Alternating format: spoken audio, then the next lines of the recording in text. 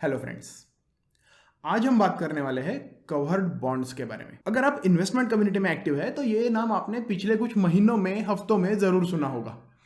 एक प्लेटफॉर्म है जिसका नाम है विन12 जो कवर्ड बॉन्ड्स बेचता है। At the onset of this video दोस्तों, मैं आपको यह बताना चाहता हूं कि विन12 कोई गलत प्लेटफॉर्म नहीं है। The whole purpose of making this video is to make you understand कि उसके साथ रिस्क कौन सी आती है। एक बात मैं जो बहुत पहले से कहता आ रहा हूं, higher returns come with higher risks.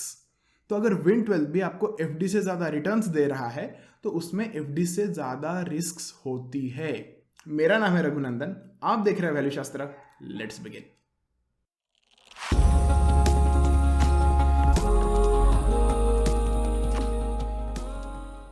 इस वीडियो का इंडेक्स कुछ इस तरह से होगा।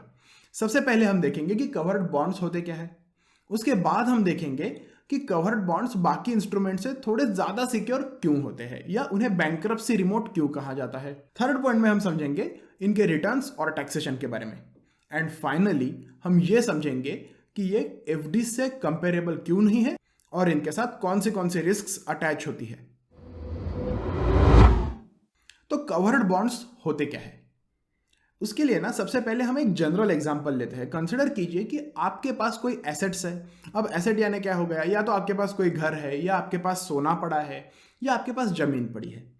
अब उसके अगेंस्ट आपको लोन लेना है तो आप क्या करेंगे, वो असेट लेंगे, बैंक के पास जाएंगे, बैंक को बोलेंगे कि ये असेट जो है वो मैं कोलेटरलाइज करता हूं, आपके पास रखता हूं, गिरवी रखता हूं। अब एक बार आपने असेट गिरवी रख दिया, उसके एवज में आपको पैसा मिल जाएगा। उस पैसे पे आपको उनको इंटरेस्ट पे करना पड़ेगा। अब यही केस हम अप्लाई करते हैं बैंक्स या एनबीएफसीज को। एनबीएफसीज यानी नॉन बैंकिंग फाइनेंशियल कॉर्पोरेशंस। अब जैसे हमने बोला था कि हमारा असेट क्या है, हमारा असेट है कोई घर हो गया, सोना हो गया, ऐसा कुछ। वही बैंक्स के असेट क्या है, बैंक्स या एनबीएफसीज के असेट होते हैं उन्होंने दिए हुए लोन्स। कंसिडर कीजिए एक बैंक या एनबीएफसी है, उनके पास ऑलमोस्ट 1000 करोड़ रुपए का लोन बुक है, यानी उन्होंने 1000 करोड़ रुपए के लोन जो होते हैं वो मार्केट में डिस्ट्रीब्यूट किए हैं। उनको एट दिस मोमेंट 12.5 करोड़ रुपए की जरूरत है। तो वो क्या करेंगे कि अपना जो 1000 करोड़ रुपया है उसमें से 25 करोड़ के जो लोन है उन्हें पूल टुगेदर करेंगे, उनका एक पूल बनाएंगे, उनके सारे पेपर्स एक साथ बाजू में रख देंगे और अगेंस्ट दोज 25 करोड़ वो लोन उठाएंगे। लोन उठाएंगे यानी क्या, वो बॉन्ड इशू करेंगे। अब इन बॉन्ड का जो प्रिंसिपल एंड इंटरेस्ट का पेमेंट है वो कहां से होगा, जैसे जैसे इन लोन से उनको पैसा आता जाएगा, ईएमआई आता जाएगा, वहीं से वो लोग उनका पेमेंट करते जाएंगे। अब इन्होंने 12.5 करोड़ के लिए 25 करोड़ के लोन क्यों रखे, ये उन्होंने इसलिए किया ताकि उनको अच्छा क्रेडिट रेटिंग मिल सके। देखिए, एक कंपनी का क्रेडिट रेटिंग अलग बात हो गई और एक बॉन्ड का क्रेडिट रेटिंग अलग बात हो गई। क्या होता है ना, अगर एक वही सिंपल अपना कंसेप्ट सेम ही है कि अगर आपको 1 करोड़ का लोन चाहिए और अगर आप बैंक के पास जाके बोलते हैं कि भाई साहब ये मेरे 2 करोड़ के एसेट्स है जो मैं आपके पास गिरवी रखने के लिए तैयार हूं, तो बैंक बोलेगी बहुत अच्छी बात है, थोड़ा कम इंटरेस्ट में हम आपको लोन दे देंगे। सेम थिंग होता है, अगर आपको आपके बॉन्ड में बहुत ज्यादा इंटरेस्ट पे नहीं करना है तो आप क्या करेंगे, आप ओवर कोलेटरलाइज करेंगे। ओवर कोलेटरलाइज करेंगे मतलब क्या, कि 12.5 करोड़ के लिए 25 करोड़ का कोलेटरल रखेंगे। ये जो लोन्स होते हैं इनका अंडरलाइन होता है घर या गोल्ड।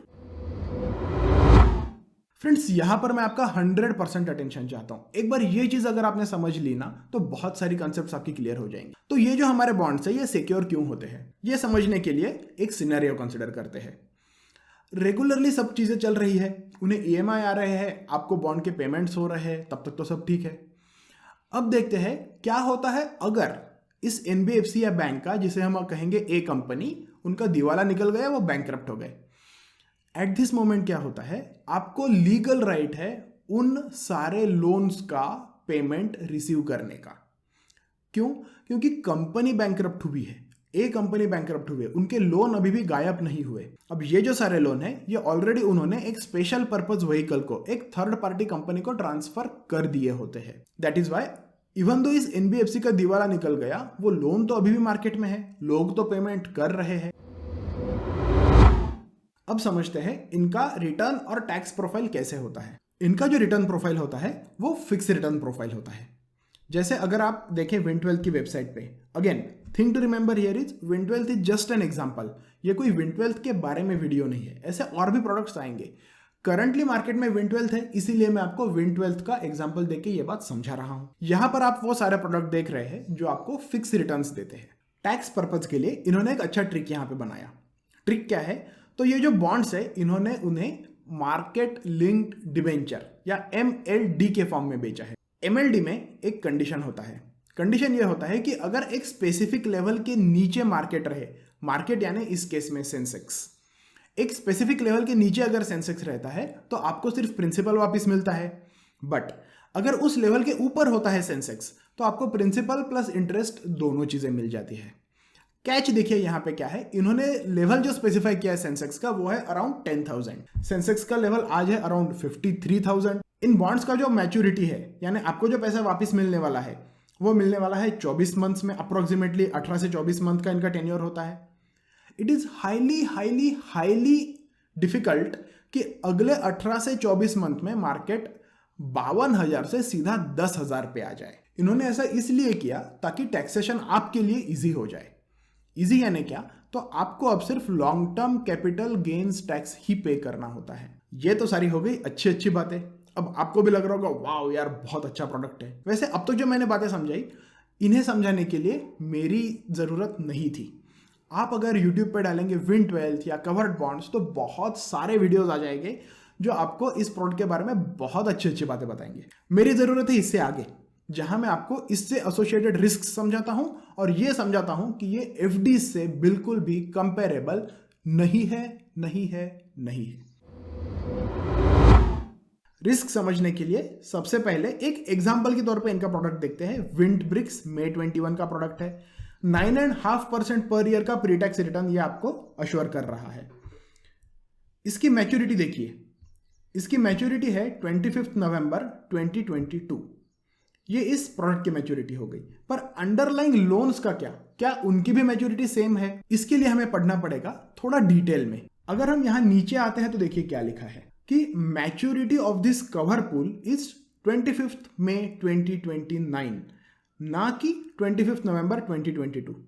25 नवंबर 2022 को एक मैंडेटरी कॉल ऑप्शन है, यानी कंपनी को मैंडेटरीली आपसे ये बॉन्ड वापस लेने हैं और आपको आपका पैसा और इंटरेस्ट पे करना है। अब जब मैं ये कह रहा हूं कि कंपनी को ये बॉन्ड रिडीम करने हैं और आपको पैसा देना है, तो कंपनी यानी वो स्पेशल पर्पस व्हीकल जिनके पास ये लोन पूल है। यहां विंड12 के पास कोई लोन पूल नहीं है। विंड12 तो सिर्फ एक फी के लिए उस कंपनी को प्लेटफॉर्म प्रोवाइड कर रहा है। तो क्या होता है अगर 25 नवंबर 2022 को आपको आपका इंटरेस्ट और पेमेंट ना मिले? तो ट्रिगर होता है क्रेडिट इवेंट। क्रेडिट इवेंट यानी failure on part of this SPV to pay back your interest and payment. अगर यह होता है तो देखिए वेबसाइट पे क्या लिखा है। इन दैट सिनेरियो आपका जो प्रिंसिपल है प्लस इंटरेस्ट है वो रिकवर होगा, पर कब होगा? 50 मंथ में होगा। It will take 50 months to recover interest and principal. तो आपने जो 24 मंथ के लिए रखने की सोची थी वो 50 मंथ तक भी जा सकता है, and that is going to be completely legal, क्योंकि आपको ये सारी बातें डॉटेड लाइन के नीचे बताई गई थी। छोटे फॉन्ट में ही क्यों ना हो, वेबसाइट पे ये सारी बातें लिखी है। भले ही कोई और डिस्कस करे या ना करे, वैल्यू शास्त्र पे हमें इसे जरूर डिस्कस करना होता है। सेकंड रिस्क, ये इशू कौन करता है? ये जो आपके MLDs या कवर्ड बॉन्ड्स होते हैं ये इशू कौन करता है? ये ऐसी ही NBFCs या बैंक्स इशू करती है जिनका खुद का क्रेडिट रेटिंग बहुत ज्यादा हाई नहीं होता है। अगर इनका खुद का ही क्रेडिट रेटिंग हाई होता तो मार्केट से इससे कम दाम में उन्हें लोन मिल जाता। Third and final and most important risk, यहां क्रेडिट रिस्क क्या है? कोई भी एक NBFC के पास क्यों जाता है लोन लेने के लिए? क्योंकि उन्हें रेगुलर बैंकिंग रूट से लोन नहीं मिल रहा होता है या बहुत हायर रेट पे लोन मिल रहा होता है। ये जो छोटे छोटे बोरोवर्स होते हैं इन्हें रेपुटेड बैंक्स यानी जैसे SBI हो गया, HDFC हो गया, यहां से लोन क्यों नहीं मिलता? क्योंकि शायद, अब मुझे यह बात एग्जैक्ट हर एक का तो लोन पेपर मैंने देखा नहीं है, but generally a case can be made कि NBFCs ऐसे ही लोगों को लोन देती है जिन्हें ट्रेडिशनल बैंक से लोन नहीं मिल रहा होता। और ट्रेडिशनल बैंक से लोन क्यों नहीं मिल रहा होता है? उनका क्रेडिट स्कोर खराब हो सकता है, उनका इनकम कम हो सकता है। बैंक्स को यह लग सकता है कि हम अगर इन्हें लोन देंगे तो हमें इस लोन का रिटर्न आने की पूरी गारंटी नहीं है। विच इज वाई मैं कहता हूं कि बहुत हाई क्वालिटी बोरोवर्स नहीं होते हैं इन छोटी छोटी NBFCs के पास, तो डिफॉल्ट रेट हायर हो सकता है। ये हो गई 3 principal risks which are associated with the covered bonds. ये रिस्क कभी भी एफडी के साथ नहीं होती है। एफडी एक सेफ इंस्ट्रूमेंट होता है एंड सारी जो बैंक्स जो एफडी इशू करती है they are under the jurisdiction of Reserve Bank of India. जो विंड12 या एनबीएफसी जो ये इशू करती है वो नहीं है। ये जो स्पेशल पर्पज व्हीकल्स है they are not under the jurisdiction of Reserve Bank of India. Because आप ये सारी इतने रिस्क ले रहे हैं, आपको हायर रिटर्न मिल रहा है। कोई फ्री लंच नहीं है यहाँ पे, कोई चैरिटी के लिए हायर रिटर्न नहीं दे रहा है। तो क्या आपको विंड12 में इन्वेस्ट करना ही नहीं चाहिए? बिल्कुल नहीं दोस्तों, मेरा ये कहना बिल्कुल भी नहीं है। विंड12 एक इनोवेटिव प्लेटफॉर्म है, वो अच्छे प्रोडक्ट्स ला रहे हैं, पर विंड12 में without understanding all these risk invest करना कभी भी एडवाइजेबल नहीं होता है। उम्मीद है अब आपको सारी बातें काफ़ी क्लियर हो गई होगी। आपने अब तक जो सिर्फ अच्छी अच्छी बातें सुनी है उसका दूसरा साइड भी आपको अब पता चल गया होगा। हम हमारे वीडियोस में ऐसे ही कुछ undiscussed, undisclosed, under reported points समझाने की आपको कोशिश करते हैं। अगर आपको ये वीडियो पसंद आया है तो इस वीडियो को एक लाइक दे। अगर कवर्ड बॉन्ड्स के बारे में आपकी कोई भी क्वेरी है तो आप वो मुझे कमेंट में पूछ सकते हैं, मैं पर्सनली उसका रिप्लाई ज़रूर करूँगा। अपने फ्रेंड्स के साथ ये वीडियो ज़रूर शेयर करें सो दैट उन्हें भी पता चले कि कवर्ड बॉन्ड्स के साथ कौन सी रिस्क एसोसिएटेड होती है। Till next time, stay healthy, stay happy and keep investing. Bye bye.